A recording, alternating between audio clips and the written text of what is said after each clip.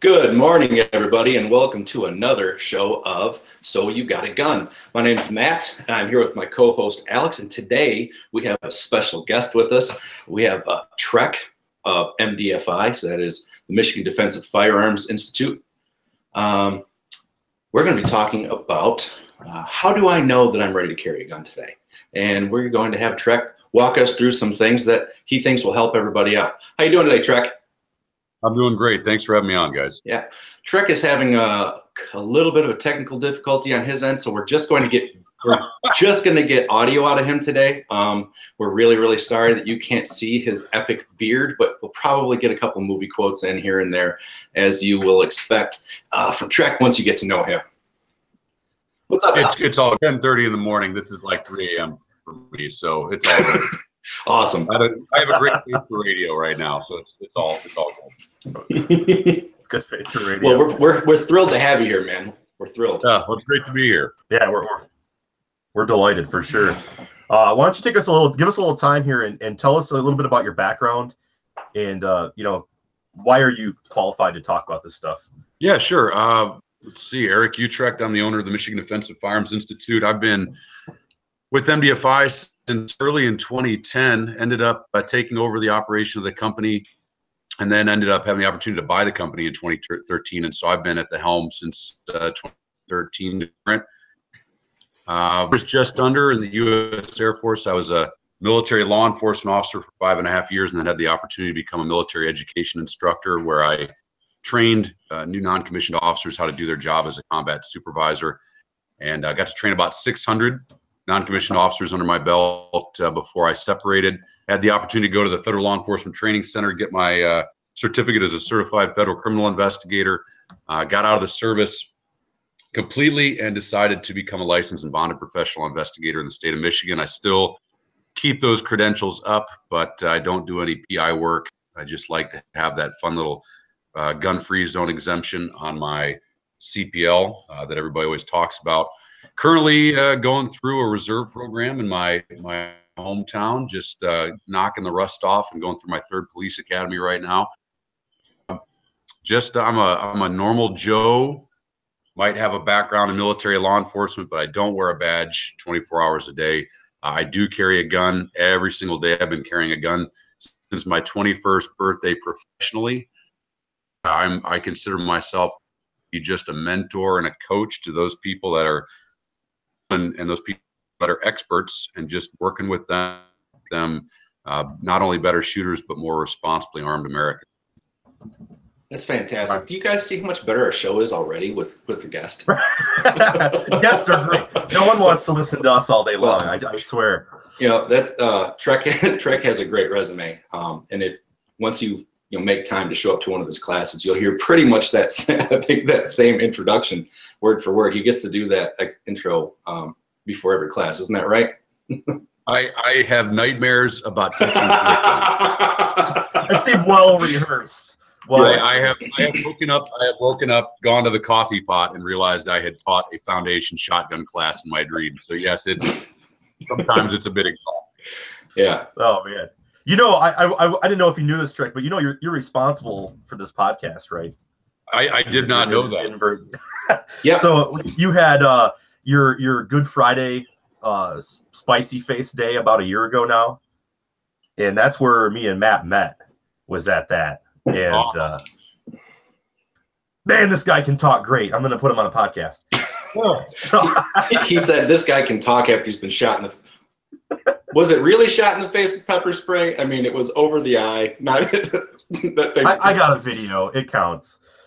Well, I'll tell you what. It's funny you mention that. I just got the approval for the this year's good day to get spicy faced for the alumni. So we'll be making that announcement soon. Awesome. Ooh, we will be there at least helping out. Yes, we will. Just laughing, pointing and laughing is what you. Well, yeah, I didn't absolutely. Yes, you did. You totally did. I think you slapped me on the back while my head was underwater. Yeah, I might have. Yeah. Well, yeah, we'll definitely come out, and if anybody will allow us to, and if it's okay with you, maybe take some pictures. I don't think we want to do video of any of that. Post that online, but we'll see. Yeah. Trek, tell us a little bit about MDFI. MDFI, Michigan Defensive Firearms Institute. It's so long that we just abbreviated it down like all good acronyms.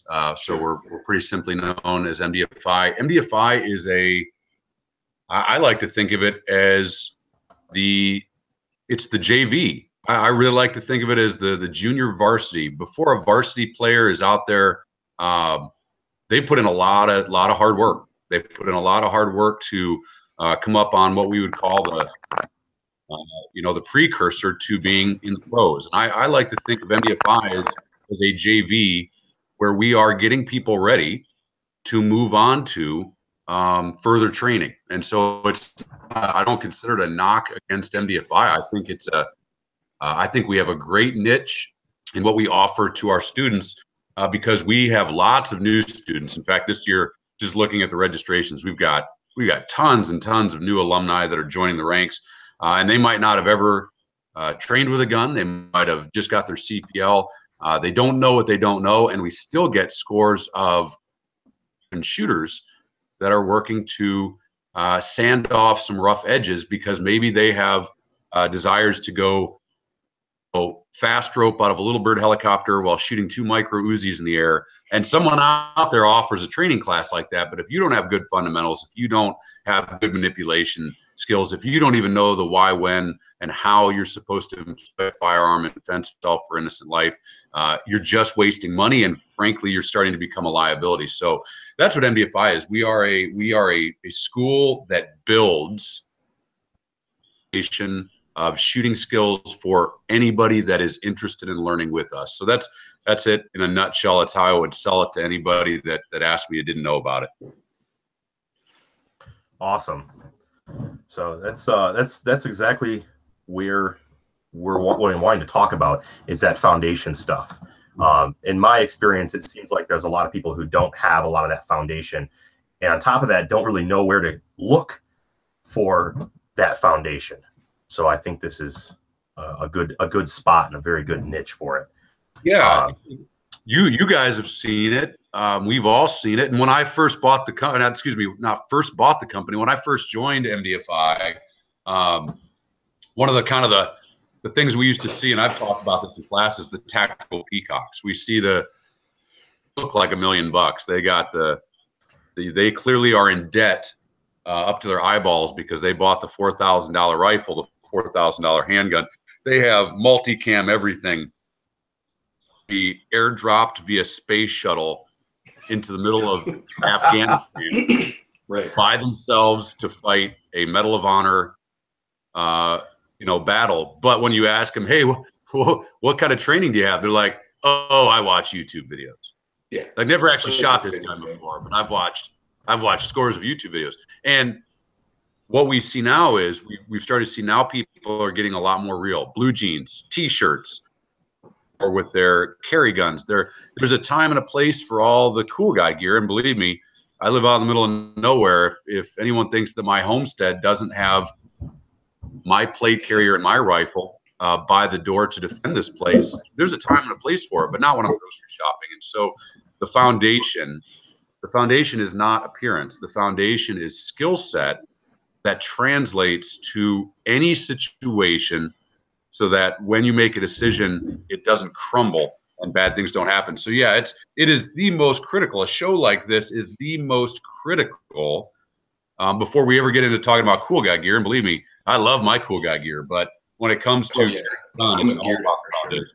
Yeah, I'm a gear dough for sure. I dig gear, but after a while, it's, man, do you really need a chest rig? I mean, I've been to one of your carbine classes, and I don't think anybody there was nobody that was running pulled up my microphone.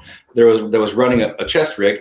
I mean, I think I was running magazines out of my back pockets. I think a few guys that maybe were competition shooters they had magazines pouches on their belts. But I think for the majority, guys are just running magazines out of their back pockets, pistol magazines out of pockets. I think that, everybody has one magazine pouch that they come to class with. And I know that's one of your recommendations, but that's what when I took my very first MDFI class, that's what I was so thrilled about, is I don't have to show up here looking like it's tactical band camp time. And Yeah, this is all Instagram photos. I got to meet a lot of cool people, but yeah, that's exactly what it is. You have all this stuff that, let's just face it, if it ever happens and you need your gun, unless you're at home and it was like you were just happened to be trying all this stuff on anyway, and then Red Dawn happens or whatever, you're not going to have any of that stuff. Well, it's important to note that we're a show like this, and what I'm a proponent of is everyone that decides to bear arms. And I guess if you want to have like ninja stars and a katana, yeah, I'm not just talking about guns, but you decide like, hey, I'm gonna arm up and learn with this weapon or weapons for my defense. You come to a fork in the road, and the fork in the road is a very important step. And a lot of people realize they're on the wrong road later on in life, and then they have to bushwhack it across this thicket of thorns and expensive costs to get to the proper road. And that road, quite simply, is: am I critical thinking from this point forward, or am I dogma? And we know that wet dog stinks. So that's right. Where I'm, I don't have any problem with people running plate carriers. We did some cover movement classes this past year. The Customs and Border Protection guys were out there rocking full kit all day. Why? Well, they said to themselves, hey, this is what I wear every day at work, and this is where I carry a gun most likely. So I'm going to train with the gear that I most likely have. And at the same time, we see a lot of people show up. They're like, you know what? Normally this rifle is next to my bed. And what am I wearing when I am in bed? Not blue jeans, but I also am not going to take Trex class wearing my underwear. I'll take that challenge. I'm just kidding. Don't you have some phenomenal PJs you could run that for? Yes, I do. Christmas gifts, kids. So what they'll do is they'll toss some magazines in their back pocket because that's realistic. And I've been in situations like that. Interesting moment down on the border doing some interviewing for a magazine out there, and we got into an interesting situation where I just took off all my gear because we were on the border 32 miles out in the middle of nowhere, and something happened where now I had to grab, as I was running by, my spare magazine and just toss it in my back pocket because I was wearing blue jeans again. I had just dropped everything that I would have loved to have had the moment something happened. So what that means is, and I've seen this before, for example, in our You Suck, It's Not the Gun class, I've seen students that show up their first time and they shoot it like everybody else, 2 hands on the gun. I've had the very same student show up with a plate carrier for You Suck, It's Not the Gun. So now what is he adding? He's adding being uncomfortable. It's roasting hot, so his core temperature's up. So he's testing his abilities under loss of technique. And then he came to the next class with support hand only. So this is somebody that's saying, I'm not taking the same class 3 times in a row. I'm taking a class that's titled the same, but I am making it different. So I'm learning different things about my abilities and how to overcome challenges. So yeah, if you come to a class, I never question somebody if they're running from pockets or if they're running a plate carrier, because all I hope, and why I make such a big point about it, is if you just showed up thinking you had to wear a plate carrier, you're wrong, because nobody cares. But if you showed up like, hey, I'm going to train with my plate carrier for the 1% chance that I ever have to shoot a rifle with my plate carrier on, there are some differences. There's some big differences when it comes to shooting and rolling around on the ground with body armor on. So kudos to that person for being a critical thinker. And I would say internal thought, if you're showing up to classes dressed or geared up to impress others. And I don't think that's that big of a deal anymore. It happens. And so I just hope those people realize that self-actualization is more important than self-esteem any day of the week. Yes, I agree with that. Yeah. If the plate carrier or whatever piece of gear that you have on or with you is something that it's part of your daily life, absolutely do it. Go, roll with it. Or if you want to make your training class a little bit more difficult or just different, then absolutely yes. But your You Suck, It's Not the Gun class, that's a very unique class. I know that is your baby. Can you tell us a little bit about that? I mean, I think, Alex, have you taken that class? I know I have. I took it. It was my first MDFI class. Okay, yeah. Yeah, it's definitely the class that reached the largest amount of new folks. I was just looking at I track all of our data.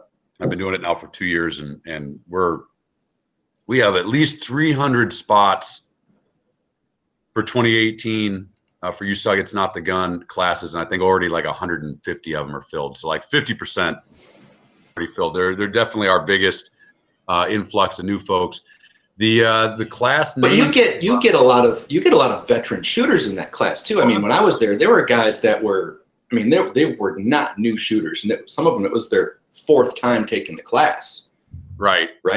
We get scores. We get scores of different skill sets, and that's what I love about the class. So yeah, the name came from some previous instructors with MDFI, and the class, just like the rest of the curriculum, there was no set curriculum. It was just kind of, we had an idea what we wanted to do. So the name has 2 reactions, and there's a reason I kept the name, because it's a wonderful name.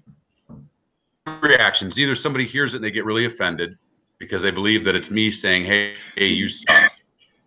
Intrigued, like, why would somebody call the class You Suck It's Not the Gun? And what people quickly realized, if they ever thought they were being offended, is that it's not me or anybody else telling them, hey, you suck. It's us looking in the mirror at ourselves going, hey, bro, you suck, man. You need to get out there and you need to work on this. And so it is purely a class that is all about competing against one person, and that person is yourself. And so what we've done is we built a curriculum that I'm very proud of, that I believe takes people down a road with a fun story, because I think it helps people learn why we're doing what we're doing, and we start to segregate the fundamentals, and then we integrate them back together, and we see marked 8-hour day with 115 rounds fired.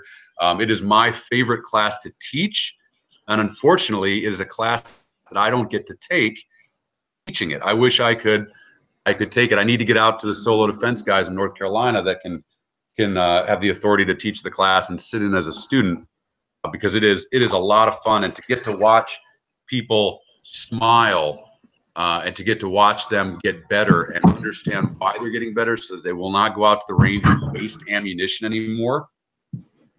Right. That's actually a great thing as an instructor. So you're sending people to the range with a plan.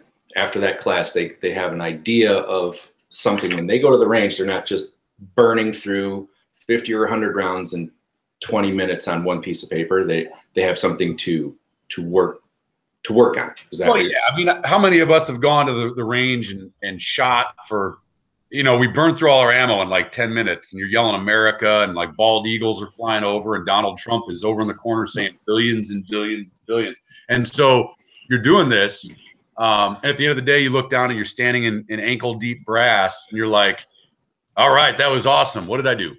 And you look at your target, you're like, well, that's combat accuracy. Right. I just generated a bunch of empty brass. Right. It's combat like, accurate. okay. It's okay. Yeah. You holster up and like, I'm good to go. Well, believe me, not anymore. When I look at my ammo now, I literally like, hey, that's like a penny jar. Like, that's money. I don't right. necessarily go out and waste ammo. You're not going to ever see me on a YouTube channel with like a American flag bandana doing hip fire, bump fire, like burning through ammo, because I'd be the guy over in the corner going, that's $5 worth of ammo. You're crazy. So exactly. Like, I'm frugal now at 38 years old. I'm like my grandfather. Like, back in my day, we used to recycle coffee filters. No. So yeah, I want to go to the range. Right? I want to go to the range, and I want to get the most out of, and especially now the two of you and me, our time is finite, and everyone's like, oh, being a firearms instructor, you must get plenty of time to shoot. I wish I get a lot of time. 5 rounds in each class. Yeah. Right. And I have a range out back of my property. I have to go out there and tell myself, listen, time to go shoot. I gotta shoot my own quals. I gotta work on the new material. So when I go out there, I don't waste time, and I make sure that every round that I'm putting down, there's a purpose for it, whether it's speed, whether it's maximum accuracy, a combination therein of all. So yeah, that's the class. think the class teaches people that there's a lot you can do without live fire. There's a lot you can do wasting ammunition. And the biggest thing, you can bring new shooters into the fold.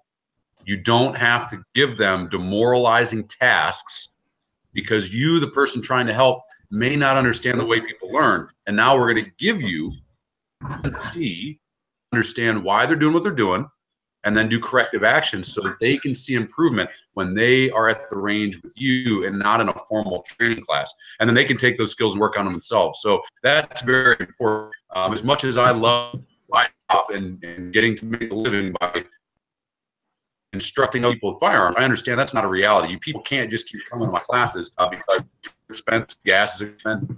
Frankly, you know, to radio, some people might not want to spend that much time with me anyway. So our homework.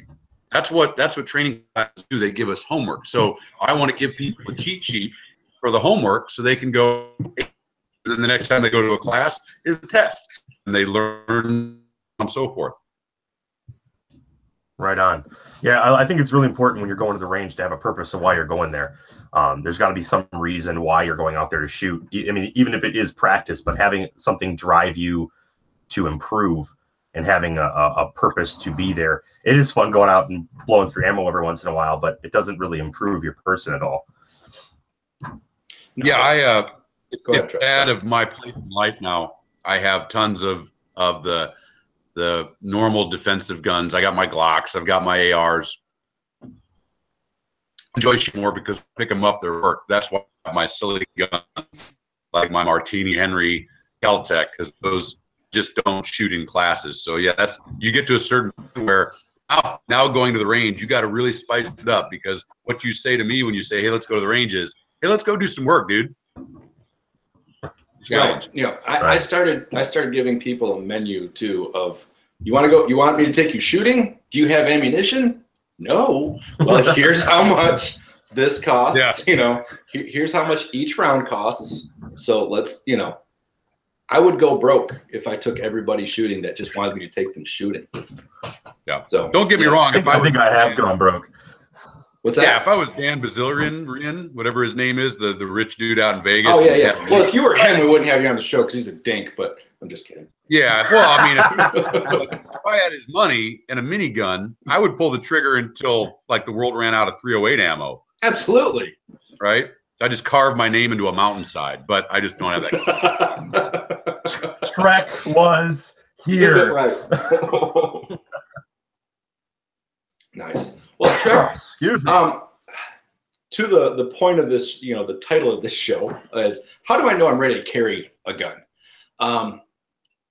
Give us your thoughts on that. How, you know, I'm a brand new guy or girl, and I might not even have my first gun yet, but let's just say I've picked up my gun. I get it home, and Alex and I, we both teach CPL classes here in Michigan, and we've been very honest about this. There is nothing in the CPL class that actually gets you ready and prepared to carry a gun into public, whether it's open carried or concealed carried, it doesn't matter.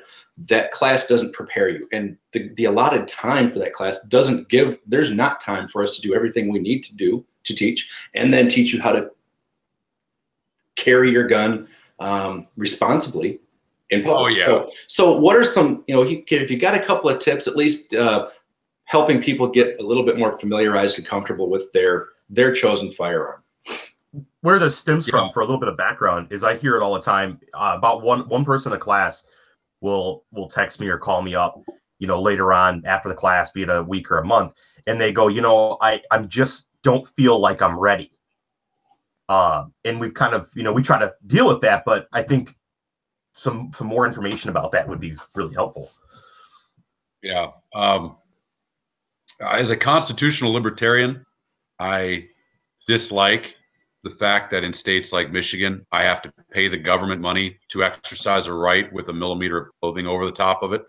I find it absurd that an open carrier is trusted to open carry, but the moment they get into their vehicle, something the Fourth Amendment would state that I should be free, and I am from unlawful searches and seizures. So the moment that I go into something that's protected under the Fourth Amendment, I'm now concealing a weapon. Like, so there's, as a constitutional libertarian, I have a lot of problems with a lot of gun laws. At the same time, if you ask me personally, hey, should I take a training class to understand legalities of carrying a gun, how to use a gun, just take whatever discipline you want with a firearm? I'm going to say abso-freaking-lutely. Should mandate it? No, because the rope of freedom, I've talked about this before. The rope of freedom means that you can use it to erect incredible monuments to freedom, or you can hang yourself with it because you acted irresponsibly and you were screaming my rights, my rights, my rights, and you shot the wrong person, and now you're gonna hang from a tree as an example of what not to do when you violate life, liberty, and the pursuit of happiness. So if I'm sitting in a CPL class and this question comes up the advice I could give to them is, until you understand, until it is ingrained in your head that the firearm is not a crutch. The firearm is the thing that you should be terrified to ever use on another human being, to ever draw and fire in anger. But at the same time, in your mind, you have to be willing to unleash that tool against an evil person. So it's a double-edged sword. You have to understand that you're going to do everything in your power to avoid ever bringing that into the equation. But when you decide to do it, you will do it with such ferocity and violent act of nature that bad guy will never know what's coming. And then you have to understand that you have to turn it off. You have to be able to turn off the fact that you just used a firearm to defend against an evil person, and you have to go back to being a responsible member of society and look around and say, hey, is everybody okay? So to start and my path, if I'm going to, someone says, hey, give me a roadmap, my first thing before I ever carry a gun is I am going to feel that I am on the road to mastery of use of force. And we see the examples tragically here in Michigan and all these other states where people, idiots, carrying firearms because the state told them that they could carry a concealed weapon, which anybody should take that as, oh my God, the government just told me that I'm good to go with something. And I am not ready just because the government told me I'm good. Carry my little blue gunfighter card and just walk around amongst people. People should be striving for more. They should be, when I do consulting on, church security teams or anything like that, one of the biggest things I'll tell them is you need to have a qualification course. You need to have an educational curriculum that outshines the nearest local law enforcement agency. That way, if your agent, your group is ever called into question, you shoot the same qualifier that the deputies shoot at twice the distance in the same time. They have to have 5 hours of use of force training. You have 10 hours of use of force training, because we need to always not accept the fact that the bare minimum is enough. And so that's really the first step, is understanding that just because, let's go from Jurassic Park, just because you could doesn't mean you should. Doesn't mean you should. So, right. So understand that just because somebody signed off on you, because somebody signed off on you does not mean that you are right. And if you acknowledge that, that's a good start. But it's the people out there that are like, I'm a gunfighter now. Let's go shoot up a van driving down Jackson Boulevard that just crashed into a parked car because I'm going to be a superhero. Well, the poor guy's having a diabetic seizure in the driver's seat, who now has bullets coming into the cab of his vehicle, who would have loved to have stopped doing the Macarena, and he doesn't want it to. So, oh man, now I'm getting shot too. I put a funny spin on it, but this happened in Michigan. The Home Depot shooter happened in Michigan. These were people that somebody patted them on the shoulder and said, "You're good to go." And then you hear quotes like, after a woman fires at a car because the guy stole something, didn't put anyone's life in jeopardy, fired 7 rounds and hit the tire of the vehicle with 1 out of 7 rounds. And she says, I'm never going to try to help another person again. And thousands of people on the internet say that she is a hero. 1,001 idiots out there potentially carrying a firearm. And that's because they have failed at the initial steps of understanding the gravity of bearing arms every single day as responsibly armed citizens. So yeah, it's there's not a correct answer, but if you want my opinion, you need to know the tool's great about when you can, when you cannot. And then once you pick that gun up, now you're on the path of handling it properly. The 4 rules of responsible gun handling, moving in and around other people with a gun, your weapon at all times, being able to hit what you're aiming at, no matter what the conditions. So it's a daunting path. The true responsible citizen, and you just have to acknowledge your weaknesses and then go work to overcome it. And that's why we go out, we pattern a shotgun so we know where those pellets go. It's why I know where I can't shoot through the same little hole.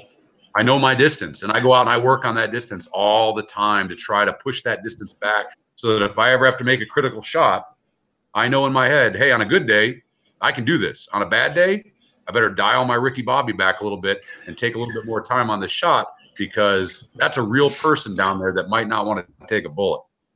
Right. I've said this before. I don't know if how publicly I've said it, but here it goes. There are so many people that are my rights, my rights, my rights, but they don't want any of the responsibility that comes along with it. It's, I have the right to carry a gun and own it, whatever it is. And that's where it ends for them. They don't care about, you know, getting into any type of training class, past maybe even a CPL class. And I hear this all the time. It's, well, I grew up around guns.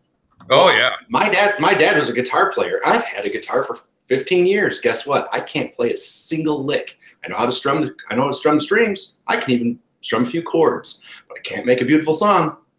Guns are very much the same way. That statement is a litmus test.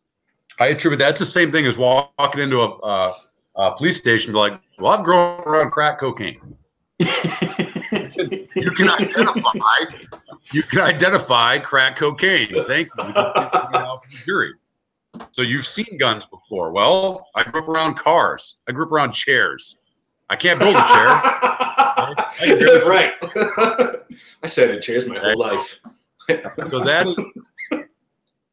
that doesn't mean, especially when you look at the lowest common denominator, that means that you're probably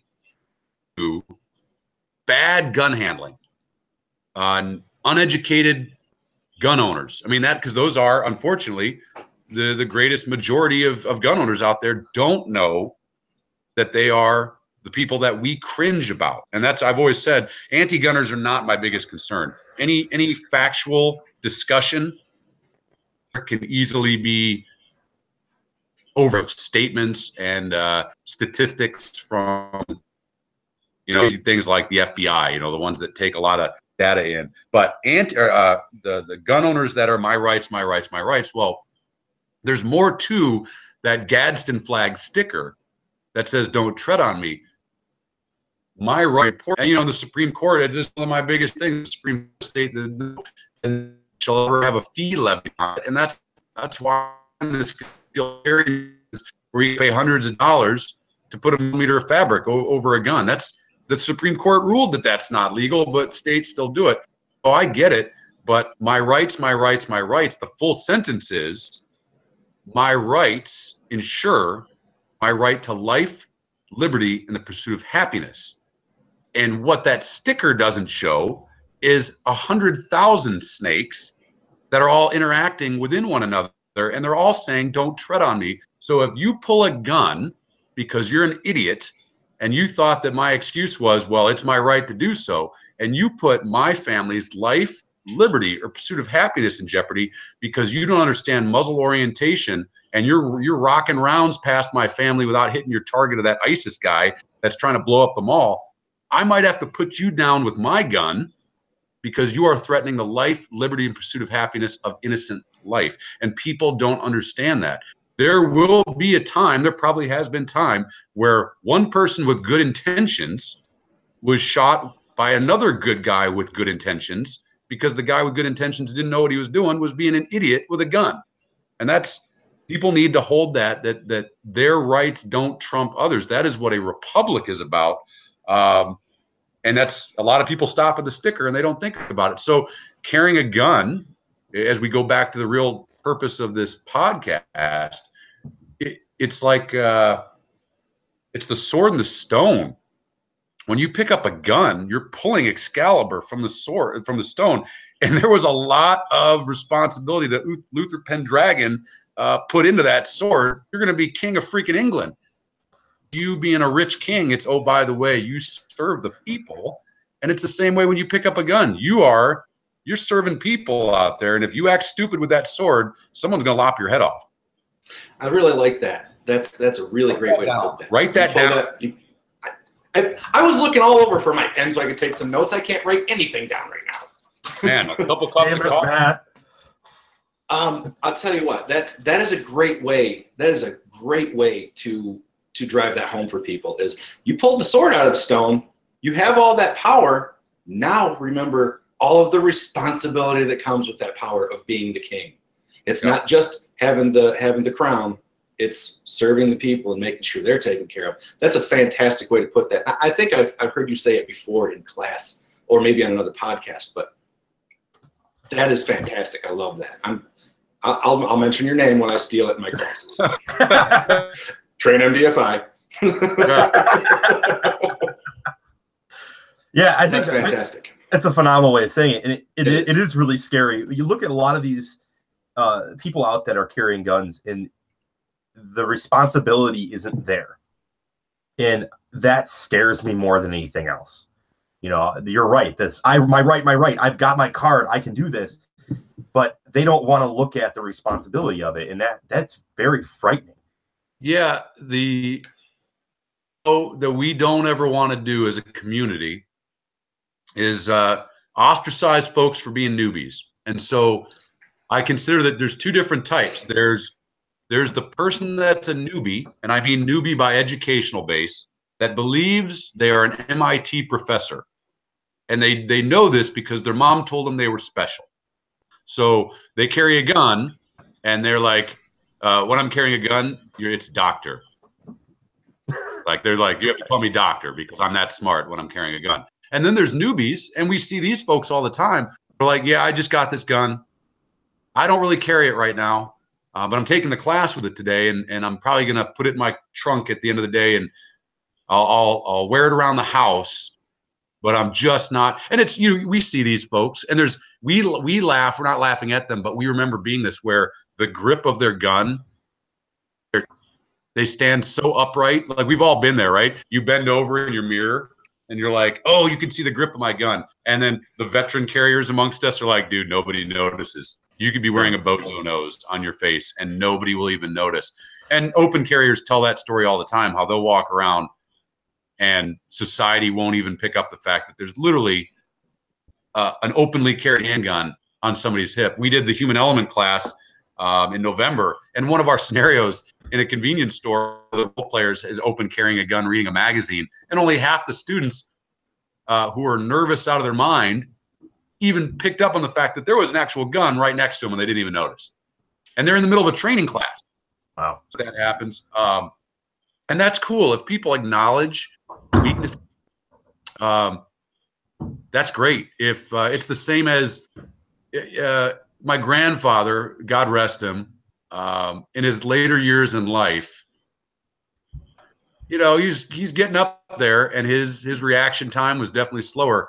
This dude built landing ships in World War II. He was a man's man. He built his entire house. He was a woodworker. He was a carpenter. He was a metaler, worked with metal. Well, near his last years of life, he realized that he was not a very good driver. But the state said, well, you get to have your driver's license. And he's like, well, I do need to get from point A to point B. Too good. So he would only drive with right turns. I'm not kidding you. He would plot routes that were only right turns. There's a dude, if I look back at this, it seems silly. He never got into a traffic wreck, right? So limitations, and he overcame them. Yes, he might have added on miles, but he was, you know, in his late 80s, and he had nothing better to do but to look good driving his Oldsmobile freaking that was all waxed that had like 20,000 miles on it by the time that he passed away, because he took immaculate care of his stuff. But that's the same thing. If you're a gun owner and you're brand spanking new, and you're like, you know what, hey, I'm going to carry, but I'm going to carry today with a veteran friend with me, so they can maybe they can point out if I'm printing, if I'm going into places I'm not supposed to be going into that maybe I didn't know, kind of a life coach. That's cool.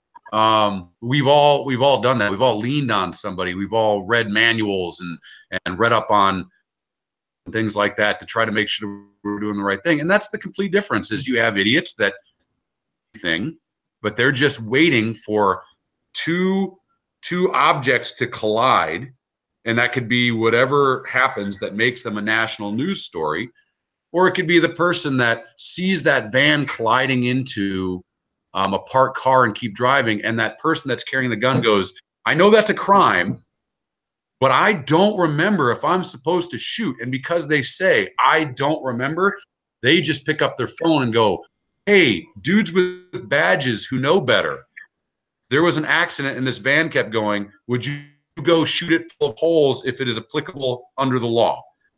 And they'll go, well, we know we can't shoot this vehicle. Let's pull it over. And then they find the guy that's having a diabetic episode inside. And that's how things go the way they're supposed to, because nobody acts in absence of critical thinking. Yeah, absolutely. So when you have a guy that, like you said, that secondary guy, the guy who's a newbie that wants to carry, what's your best advice for him to get more comfortable? I know you said, you know, get a mentor, walk around with you, take some classes. Is there some other things that you could do? You know, I kind of always suggest, you know, the idea of put your holster on, put your gear on, and practice your draws in front of a mirror until you're comfortable. That kind of stuff. Is there some other things you think would work well for the new guy wanting to be more comfortable with his gear? Yeah. Oh, yeah. I always talk about the trifecta. Most people, most newbies that we see, it is of no fault of their own. They are victims of the commercial society that we live in, the capitalist society. Nothing wrong with that. I'm not a communist just because I said that. I don't take it saying that. I'm going with this is there's advertisements everywhere. We just talked about the other night in a different podcast that some company has come out with a holster that has a fan in it. All right, I'm just gonna kind of glaze. That's real. Yeah, I'm just gonna kind of So, what I mean by this is people are inundated with others' opinions and marketing of what they should buy, and so with so many options, what I do is I break it down really simple. A gun is great if you are planning on bearing arms, carrying, unless you're going to carry nunchucks, which are illegal in the state of Michigan, just so everybody knows. So the criteria for a gun, I make a lot of jokes about Glocks, and I make fun of my fellow students for not carrying Glocks. And if anyone ever believed that I was serious, I probably wouldn't have the repeat business that I do. I always love it. I get some haters out there that are always like, oh, he tells everybody they have to have a Glock. Yeah, okay. You clearly have never taken a class with me because that's not serious. So what I do when I talk serious nature is we have to break the gun down into some criteria that are a must, in my opinion. And the first one is you have to carry it without excuse. And I met a guy when I was down at the Federal Law Enforcement Training Center in Georgia at this local gun store, and this dude was in front of me in line, and he had just bought a Desert Eagle 50 chrome. Spanking new. I can't even imagine how much that gun was, and he was so happy. And he turned around, he's like, check this out, man. Got myself a new gun. I'm like, that's a pretty gun. And in my head, I'm like, are you going to be in a 1980s action movie? Like, that's what I was thinking. So I'm like, well, hey, I got a question for you. He goes, what's that? I was like, how are you going to carry that? And I watched the blood drain out of his face. Like, he was so happy about buying this thing. I'm like, dude, unless you're going to wear a cross-chest tanker rig, you ain't concealed carrying that thing in Georgia, right? Home of the heat. So that's a big one. Carry it without excuse. So Mouse guns, Glock 34s, full-size competition guns. I don't care. I don't care what people carry, but you can't get it home and go, well, it makes my butt look big in my jeans, so I'm not going to carry it. Well, you bought it for your defense, and unless you're just going to wear it around the house, then you probably have to go get a new gun now for carrying out in public. So this is where I tell people, hey, especially ladies with form-fitting clothing, and I hear all this, there's people that can hide, women that can hide these full-size guns, and they use this as a marketing ploy. Yeah, and then I see them, they're wearing like a giant poncho. There's a lot of women out there that are wearing ponchos everywhere, and yeah, they wear form-fitting clothes, so they have to get creative. Sometimes the guns have to be a little bit smaller, the grips have to get smaller. So if you want to own a mouse gun, you just need to understand there might be some drawbacks to that: magazine capacity, sight radius, sometimes reliability, because they're not as forgiving as some of the full-size guns. But you got to be able to carry it without excuse. You can't say it's too heavy, too light. It makes my button look big. I can see it printing, whatever. You need to find a way to carry it. That's one. Step two, it must be reliable. There's a lot of people out there that take classes that the guns will hiccup. And I'll be like, I'll give them a little bit of a hard time, but I'm being serious in the manner that, hey, make sure you test this before you dedicate this to a carry gun. And we actually just had one of the Hudson guns in classes, which are really cool. I really like them. They're beautiful guns. But one of the students through the course of a USUC class was having some failures to fire. And his response was great, because I don't have enough time behind the gun to give a good opinion on it. But he did. And he just said, I love this gun. It shoots amazingly. It's not tested enough for me yet for me to be my carrier. Not saying the gun's not capable of doing it. I know a lot of people are. But that critical said, for me right now, the gun has not proven itself to me to be what I need out of a concealed carry gun that's there for my defense. So hopefully a lawyer from H9 doesn't show up and say, cease and desist. That was that particular gun. I've seen it with Glocks. I've seen it with Thanks, Track. That is trained MDFI. No, but that guy's smart, because he took his ego out of the equation. Yes. He said, hey, listen, I bought this amazing gun, and it is super cool. There's a ton of buzz about it, up until cool. Since SHOT Show last year, and then even before. So yeah, amazing gun, but hey, I'm going to be realistic about this, and I think all of us, all three of us here, will find or have found that is a huge, huge, huge hurdle, especially for the guys, not so much the ladies. Get your ego out of the way when your gear has failed, your gun has failed, whatever the case may be. Be honest about it. Some things need to be changed. There is no such thing as Glock Perfection. If there was, they wouldn't have had Glock Gen 5. It would have stopped at Gen 1, right? So I mean, it's not perfect for everyone. If you go to On Target Guns in Kalamazoo, probably the biggest selection of used guns I've ever seen. There's a reason that when you go to the pistol cases, and I say cases, tons handguns with the the red used tag on them, and you pick those guns up and you're like, there's still the factory lube. It's because someone bought it because it looked cool. Somebody told them that they thought it'd be awesome. They took it to the range. They either didn't fit their hand, the recoil was too much, they couldn't hide it, and they sold it at a big loss. Go to another gun. So yeah, there's a lot of ego out there. A lot of people will invest a lot of money into a gun, and they'll go to the range, and the thing will not work. It shoots low left. It's always shooting low left. Well, that's a big component. You're right. If Glock was brand new, were out, and the federal government, lots of law enforcement agencies had not adopted them, I'd be like, you know what? I'm going to wait and see about this Glock thing. So yeah, I always wait for, I carry a Gen 3 90. They've been around for a while. I have a Gen 2 Gen 2 17, but Gen 1s are certainly rare, and I would have definitely waited for them to work bugs out, because as we know, they're always making modifications. So it doesn't really matter the gun. The gun needs to be reliable. If you are at the range, not working, yourself, something's not right, and don't trust your life just because you spent hundreds of dollars on some thousands of dollars. If it is not reliable, I mean, would you take a hoopty on a 2,000-mile road trip? No, there's a reason we check the oil. We check the oil, we check the tire pressures, we put a winter kit or a summer kit, we have seat belts, we make sure the safety equipment's working. So that's criteria 2. So we have carry without excuse, gun's got to be reliable. And the last one is you have to be able to shoot the gun. So most handguns will far outshoot a shooter. Very few people, unless you're Rob Latham, will sit down and, you know, ran pistol barrels because he needs to prove, or those barrels need to prove to him that they can shoot accurately, that then he can use precision with an accurate barrel. And that's some terminology that gets misused a lot. So there is things like grip angle, sight radius, there is comfort in the hand, being able to get a proper grip. So the whole,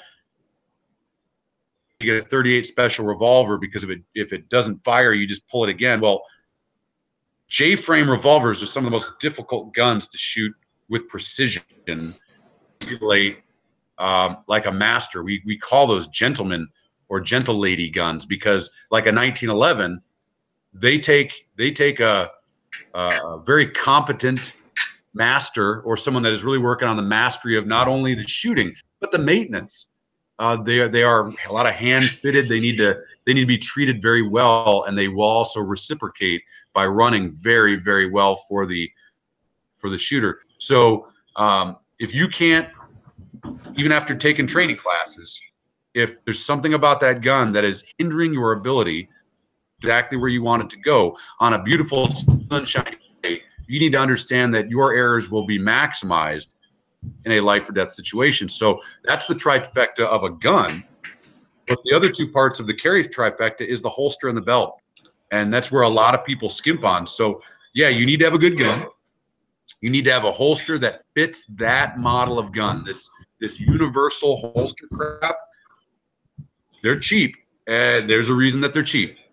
In today's day and age, you need to have a holster that is designed for that model of gun, that fits that gun. If it is a passive retention holster, meaning that it has no active strap or a device that the gun and keeps it into the holster, it needs to be form fitted. If you could be turned upside down, the gun needs to stay in the holster.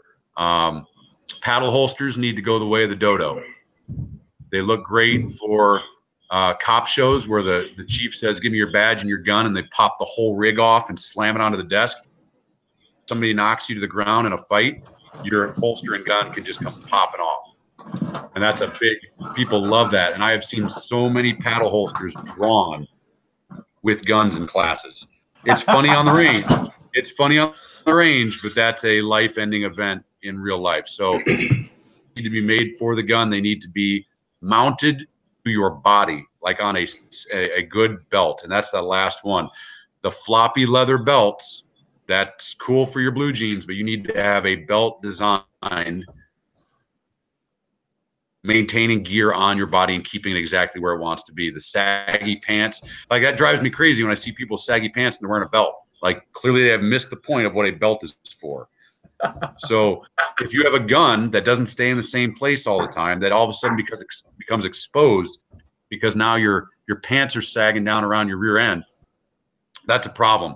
If that gun shifts around when you don't want it to, that's a big issue. And you have to understand that even with good stuff, rolling around on the ground, your gear is going to get tested and tweaked. And that's a very likely event in a self-defense encounter. So that's the trifecta: good gun, good belt, good holster. Sure, break the holster in, break the belt in, make sure you're set up, your gear is set up the same way every single time, because muscles don't have memory, but muscle memory, we know what people are talking about. It just means that you're going to train your body to go to the same spot every single time or do the same action, and you want it to be the right action. You want it to match up with what you need to happen. So yeah, that's a long-winded answer, but it's a very critical part of even leaving the house or before you leave the house with a gun on. Yeah, absolutely. I think in this day and age, we've got a lot of options for belts. And the thing that we need to remember is that it's Are you we can buy it. I'm getting some feedback. Yeah, I think I am. Okay. Yeah, I'm trying to fix it right now. Okay. Let's try this. I think it was picking up off my earbuds. Okay. You know, in this day and age, though, you know, it's not hard to afford a good holster. You know, we look at these holsters on the market now that are cheap and inexpensive, and you know, 20 more bucks, and you've got a correctly fit holster specifically for that gun that does the job correctly. And a lot of people want to argue that, well, you know, it's expensive, and I don't think it is anymore. You know, there's a lot of great manufacturers out there that make awesome holsters.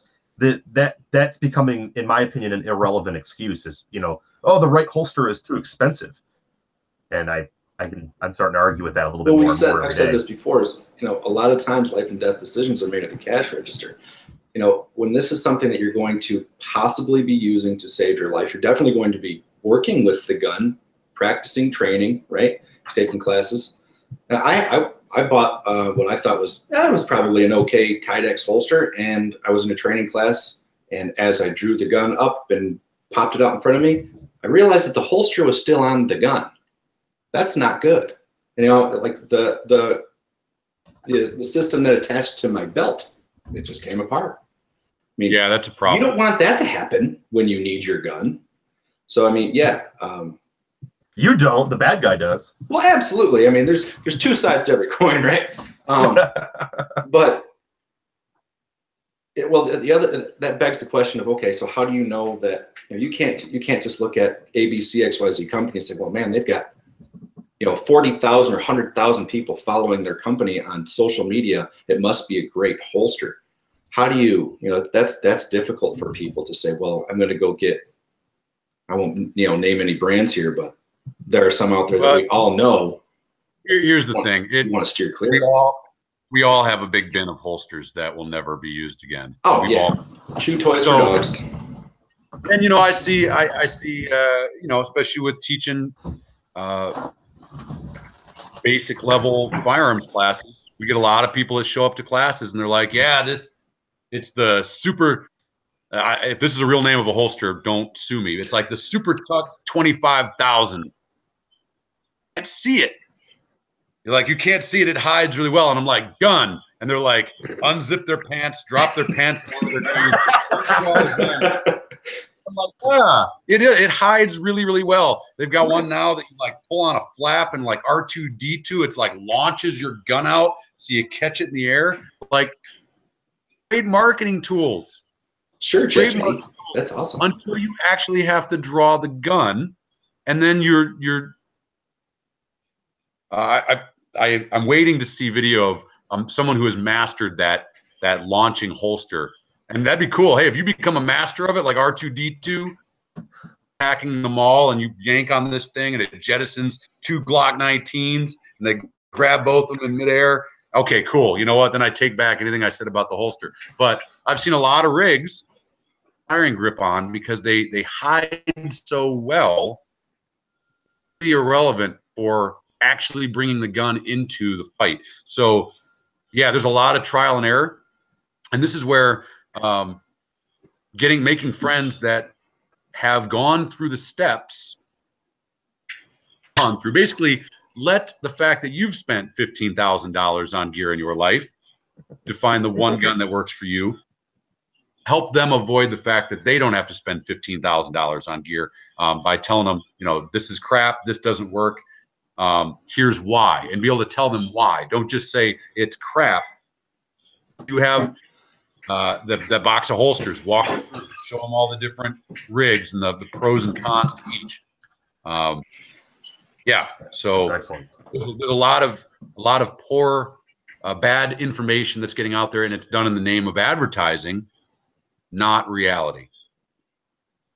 Yeah, that's a really good point. I did that. I'll be the first to admit that when I first got into firearms, that was my downfall. Is I was looking at all the cool guy stuff and was like, hey, I'm gonna buy the Whiz Bang 5000, and it's gonna be awesome, and it's gonna make me a great shooter. And you know, that's the way that they want to advertise it. And then you find out that, you know, absolutely not. You can put anything you want on your gun or anything you want on your belt. It doesn't change that you can't shoot until you go out there and practice. You know what I've learned from being in Trex classes is I got to a point to where I was never a great shooter. I know that, but I was competent. I'm good. I'm okay.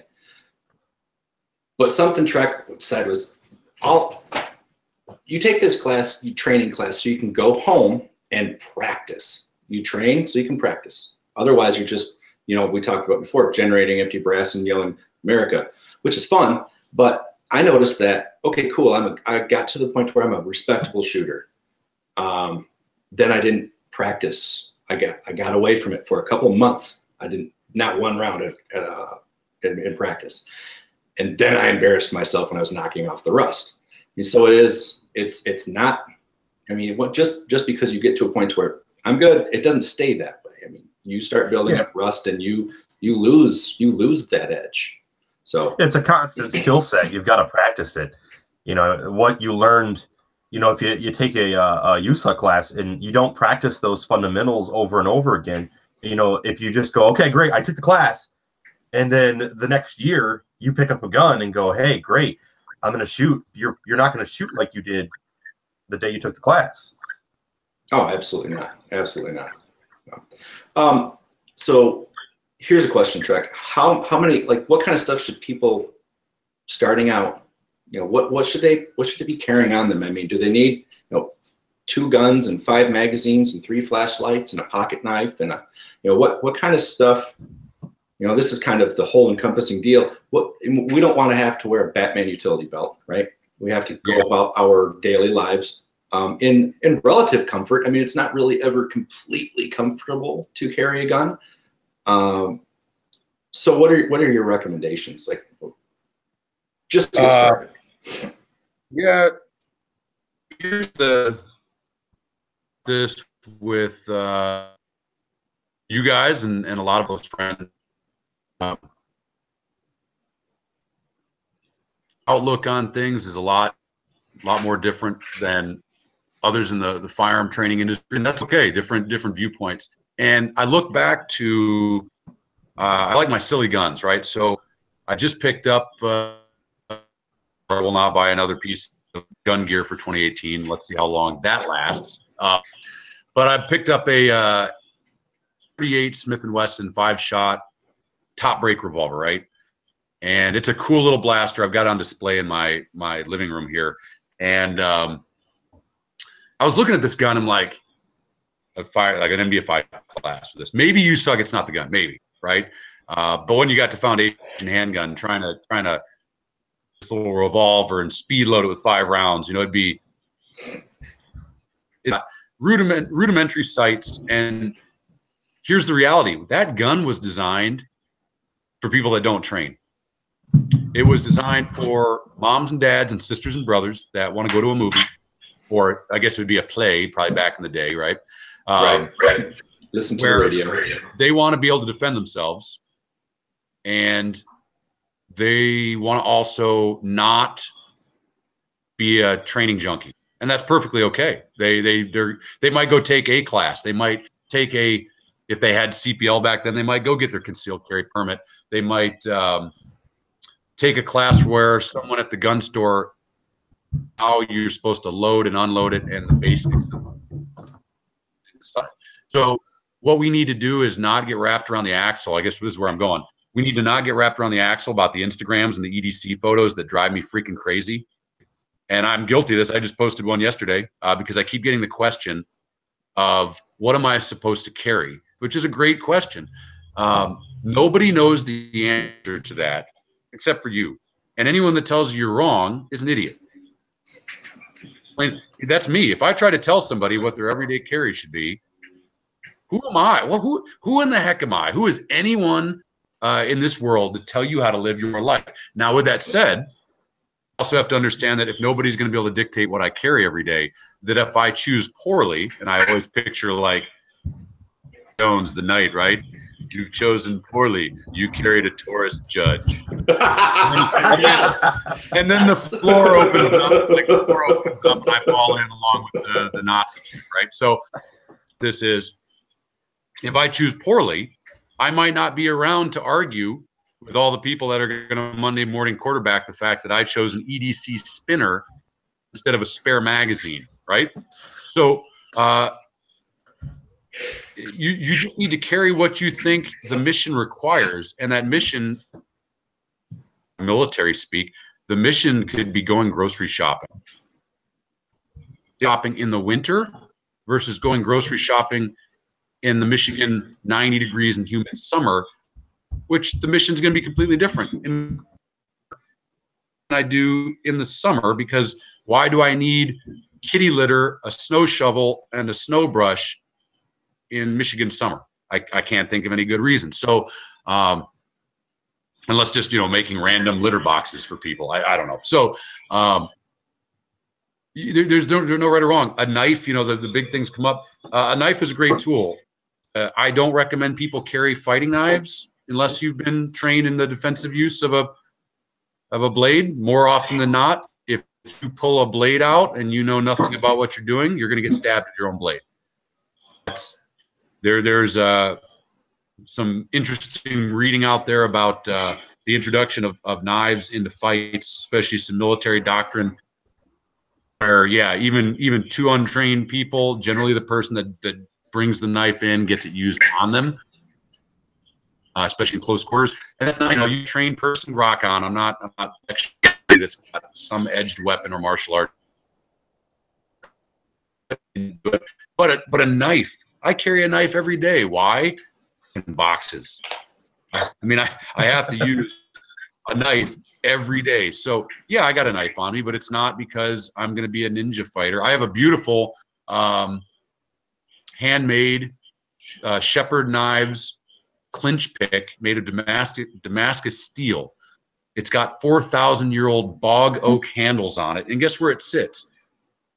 Shelf, which I know it drives Sean Shepard crazy because he wants me to carry it, but I am not a clinch pick master. And frankly, like you mentioned about the bat belt, I'm already carrying. I'm not going to use that knife utility. My God, it's beautiful. I'm not going to go out there and cut boxes open with this thing. So I have to ask myself, going into a place where I expect to be into an edged weapons engagement from a wrapped up position, the clinch pick is not for me. I carry my Columbia River knife and tool M16 folder that's left on it most days because I'm cutting open boxes. Spare magazine, who cares? You need to understand that you being an expert shooter, if you're an expert shooter, you're going to burn through probably half a magazine at a minimum in an open engagement of a self-defense shooting. You will have roughly about an 18% hit ratio according to the Federal Law Enforcement Training Center. So if you have a 7-round gun and you're going to burn through probably not burn through all of it, you're going to have an 18% hit ratio. If you have multiple attackers, if you are fighting through an intermediate barrier like glass, auto glass, you're carry some more ammo. So if I carry my LCP, I've got 2 spare mags on me somewhere, and they're just in a pocket. But I'm going to carry them because if I'm going down to the grocery store and just put on my LCP appendix, I'm definitely going to have some spare ammo with me. And I'll guarantee you that in my car, my bag that I normally carry with me, I have a D with a spare mag in my big boy bag. So if I had to change missions off the LCP, put on a bigger gun, if I was going to be on an extended trip, maybe far away from home, going to different areas. So flashlight, I'm a huge, name a time you had to produce your own lumens that most people can remember. Now, if you have to draw in the hours of darkness, night sights are cool, but they allow you to see your sights at night. And everybody that's listening, that's all they do is allow you to see your sights at night. You need to positively identify that silhouette standing in front of you. So you need to have a bright, you need to harness the sun. This is from Will Petty. Yeah.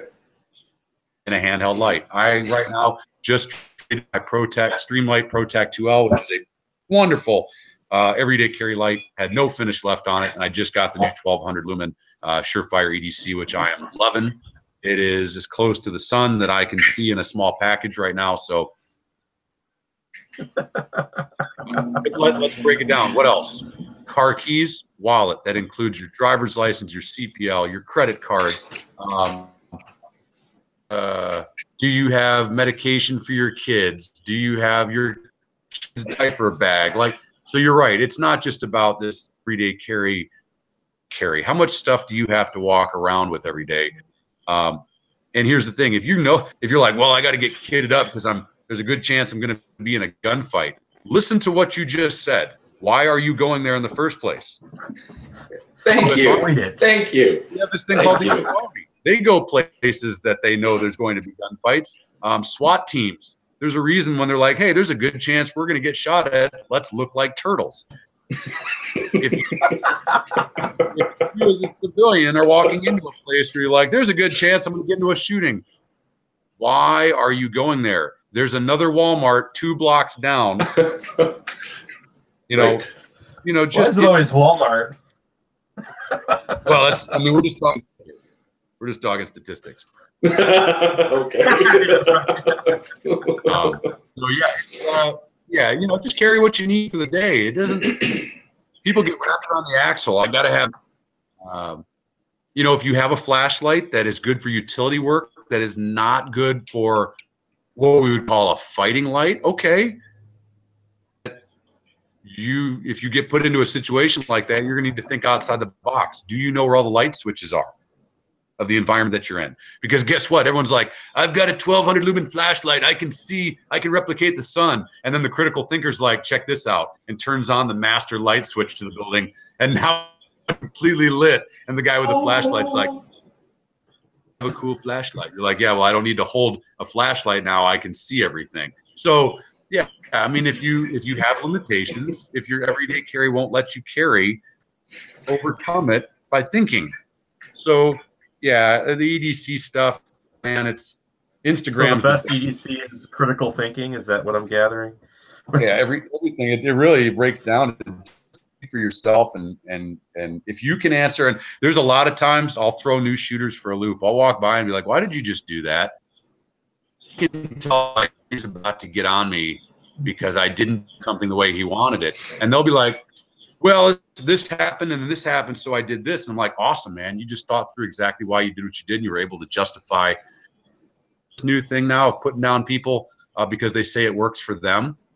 What kind of egotistical ass clown are you to tell somebody that because it works for them that they're wrong? I go by life with fear factor rules, right?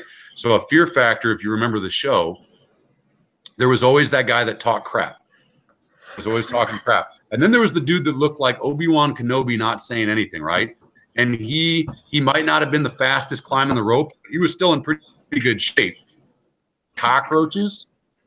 The dude that was talking all the smack was like having a nervous breakdown crying because a cockroach crawled out of his nose, right? And the Obi-Wan Kenobi dude is like pouring sriracha on the freaking on the cockroaches, and he wins because he wasn't talking smack. And if you look back, who was our Olympic swimmer? Michael Phelps. You remember that, where the dude was trying to get in his face and dance, and Michael Phelps had the "I'm going to eat you" look on his face. He already won. He was sitting there, not even in the water, and he'd already won the race. And so where I'm going with this is somebody that they need to carry their spare ammunition, support side rounds forward. Because the moment that I say that Ami, Gami, Gami, my dogma as an instructor is this, I'm going to get a student ahead with, he's going to carry his spare ammo on a tanker chest rig, rounds up, pointed to the rear, and he's going to be faster on a reload than I ever could with the manner that works for me. So this whole making fun of people because they do it differently, job as an educator, whether you're an actual formal instructor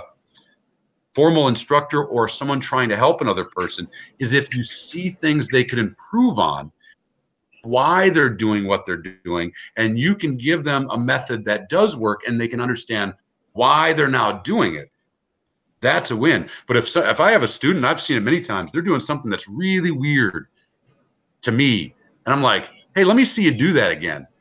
And I'm like, have you tried it like this? And they're like, yeah, but I'm a lot faster like this, and I'm still a lot more accurate. I'm like, rock on with your bad self. Who am I to get in the middle of your flow? I'm messing with your groove. We all saw Emperor's New Groove. Groove, man. So yeah, all I ask from people is be able to tell me why. And it's not because you must justify to the great trek of why you're doing it. No, it's because if you can't say why to anybody, put critical thought into the manner and means of what you're doing. So I look at that question, if somebody can justify it and it's working. Now, if I walked up some dude on the street block, why did you just put 7 rounds in that car driving the way? And they're like, well, it's totally okay to shoot at someone that's stealing drywall screws. That's when I'm going to say, well, actually, no. It's not, because you're not only violating tons of laws, you're putting innocent life in jeopardy. So you need to go back to training. But if a bad guy pops out of a box and tries to kill an innocent life, and a dude like draws his gun upside down, fires a single round with his pinky finger, and shoots the ISIS dude right in the forehead, we know and a guy saves, that can do that. Right? Yeah. I mean, I'm just saying, if the dude does that, and then safely holsters up and never muzzled any innocent people. And I'm like, dude, what's the deal? And he's like, I've been practicing my whole life to fire a handgun. And he just showed me that he did it with precision and responsible gun handling. I would say it's unorthodox, but okay. Like, if you can outshoot me holding the gun upside down and you found ways to do it safely, okay. It doesn't make much sense to me, but self, there's always somebody better than you out there, and there are methods that we've never thought about. I'm not going to poo-poo that at all. I think the next class I'm in, Trek, my answer for you is always going to be, why am I doing that? Because God willed it. Yes, and that's you can't argue with that one. You can't argue. In fact, every time somebody says that, a bunch of Templar knights pop out of the bushes and start screaming, "God wills it." Trek, what do you see in your classes? Especially, it doesn't matter if it's new shooters or maybe seasoned shooters. What are some of the most common mistakes? I know we're talking about, hey, if it works for you, rock on, keep doing it. But what are some of the things that you see that needs correction most often? The biggest thing is the brain is not connected to the gun. Okay, we can work. Yeah, we can work on manipulation. Like I said, we see awful draw strokes. People that have never drawn before, never had formal instruction on draw strokes. That's not we can teach management. We can teach sights and trigger control. That's my job. One thing that there are people out there more training than I have with firearms, yet they are still amateurs. And what I mean by this is, if your brain cannot be hardwired to understand that when you're holding onto a gun, there is a gun in your hand, control of that gun. You see people that are their fingers on triggers when they're not supposed to be, and they don't even acknowledge, their brain hasn't picked up on the fact that their fingers on that trigger when they're not ready to fire. If they're not actively engaging safeties, if they happen to have them on their particular weapon when they're not ready to fire. Muzzle orientation. You need to understand that you can turn your head and not your gun, and there are safe directions with guns that are not down into a berm, because sometimes into the berm is not the safest direction, depending on the situation. So that's the biggest thing. That's the biggest thing people can work on before they ever go to a class, is to make sure that they know how to safely handle and manipulate a firearm around other people. And a great tool for that is get an inert gun, a solid polymer gun. And I recommend doing this with kids. Yeah, I recommend doing this with kids, before you ever give them a duck gun or a pheasant gun.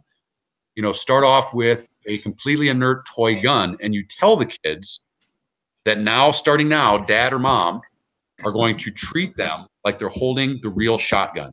And they have to prove to mom and dad that they can wield that. And if you catch them sweeping somebody with this complete toy gun that you bought at Walmart, you take it away from them and say, you are not ready. And you make them understand the seriousness of it. And when they're good with that, you give them an airsoft gun that actually does shoot something. And if they ND that airsoft gun, you take it away from them. And then you get up to a BB gun or a pellet gun. And then when they have proven that it's hardwired that when they're holding something that appears to be a rifle, think about every time that a critical thinking gun owner picks up a drill, a cordless drill. What do we always do with our damn trigger fingers? You can see it. It's dude, I can see everybody at work that's a gun guy or girl. every person at work. Yep. I mean, so yeah, there you go. That's the biggest thing, and that's the thing terrifies most is anybody that shows up them with their brain, they did not do the homework. Those are second nature, and we don't tolerate it. And people need to understand that I don't tolerate it in classes. I don't tolerate it in real life. Nobody should. None of us that carry a gun should people that cannot have it hardwired in their hand. Awesome. Well, hey, listen, we're getting close to the end of this. I think we're going to try to tie this up a little bit. Matt, you got any last questions for Trek? I do. I get this question about you a lot, Trek, is, well, where does Trek teach out of? Where is MDFI? So you want to explain how the way you teach, where you teach? Yeah, we are a Michigan-based company. I consider, we're a regional school, and I'm perfectly okay with that. I do travel a little bit around the country, but we just did the annual taxes for MDFI, and the amount of money that I spent on hotel rooms this past year, Diamond Elite. That is why I'm elite. I believe that way. Man. So yeah, so we teach all over Michigan.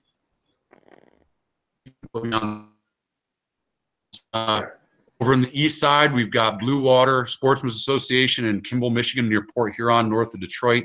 We've got Spectacle Lake Outdoor Club in Albion. We do our low light classes there. They're very accommodating and allow us to shoot basically 24 hours a day if we need to. We're out in the middle of nowhere. We're going to be starting at Grass Lake and near Ann Arbor this year, which we're very excited about. Nice. We happen to have not only Centerline of Calhoun County and Battle Creek, but we also have the Sportsman's Club of Battle Creek, which are right down the road from one another. We teach at both of those locations.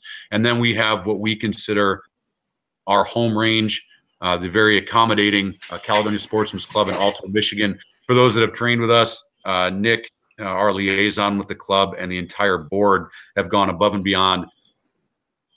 They take the range fees that go from us being there, and they put it back into the infrastructure. And right now we have a great tactical bay that is basically at our disposal when we need it for classes, and allows us to not interfere with the normal day-to-day shooting of the other club members in public. So that's really, really cool. I'm training this year. I think Texas wants me back. Those crazy Lone Star Staters. Nice. Louisiana, something with the North Carolina solo crew. But yeah, we travel all over normally in the winter season, but we're going to start with 80 classes this year in Michigan, all over the place. And if you're looking for it, you can just go to trainmdfi.com, and we have a locations tab, and you can find a class nearest you. And we make it a point to make sure that we do a full spattering of beginner all the way to quote unquote advanced classes happen. And I would be amiss. We also do train at MTAC in Indiana. Yes. They have a great facility there. We do our indoor, not home defense, but our beyond a door shoot house, which is all about movement inside of structures. Usually in a partner, and we have our brand spanking new, the Human Element Force on Force class that is testing use of force understanding in real world scenarios. Very proud. Our maiden voyage of the class, I think, went splendidly. We got great feedback, and I'm looking forward to doing those again. Awesome. Guys and girls, if you want to get into a class with Trek this year, you need to find a class soon. Sign up, get your money in. Here's why. If I remember right, Trek, last year before you even started the season in Michigan, you were something like 50 or 70% full on your classes. I mean, it was. So sign up for the class now that you want. Just sign up now, and then figure out how to make the time for it later. You got plenty of time to plan. Yeah, we've got start now. So get signed up now. We're at 40%. You won't get in. What's that? You're 40% right now? We're at 40%. We were 1,557 class spots last year. We're about 1,440 this year, just due to the fact that I'm in a reserve program.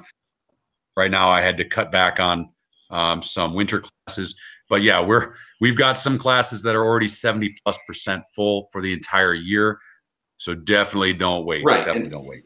The season in Michigan hasn't even started yet, folks. So if you want in with Trek, and believe me, you do, you'll get into one class with him, You'll find out what an amazing instructor he is. The point of instruction there is fantastic. You'll learn a ton. And Trek's awesome. Plus, you'll hear tons and tons of great movie quotes. You'll laugh, you'll cry. Well, not cry. You'll laugh until you cry. You'll laugh until you cry, and you will have a great time. Everybody at the classes, everybody's awesome. Everybody wants to help everybody. It's a great learning experience. It's always in a great environment for learning as well. Trek does an amazing job getting information across to people. So I can't recommend getting out to MDFI, that's Michigan Defensive Firearms Institute, enough. Well, one of the things I wanted to bring up, Trek, that I think that I really wanted to appreciate that you do is the amount of community and family that you bring about with your organization is something that I don't think really exists. You know, you've got a bunch of people all in one spot from the first moment you take a class to the last moment that they take a class.